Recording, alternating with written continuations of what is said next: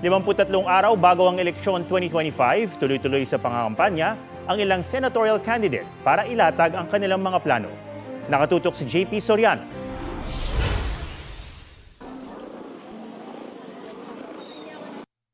Pagsugpo sa korupsyon ang isinulong ni Ariel Kerubin sa Laguna. Pagtutulungan ng LGU at national government ang binigyang halaga ni Senador Francis Tolentino. Si Congresswoman Camille Villar tiniyakang suporta sa karapatan ng kababaihan sa Bataan.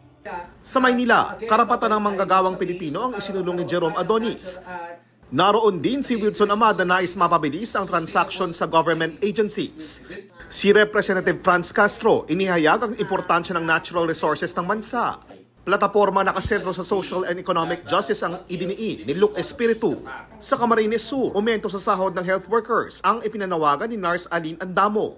Kasama niya si Mimi Doringo na nais maglatag ng batas para masugpo ang kahirapan. Karapatan ng mga Muslim at katutubo ang binigyang halaga ni Amira Lidasan.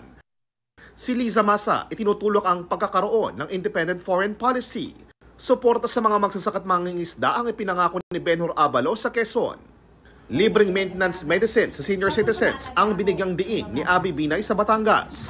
Sa Misamis Occidental, nakipagdialogo sa women's leaders at lokal na opisyal sa Senador Pia Cayetano. Si Attorney Angelo de Alba inihayang advokasya para sa mga children with special needs.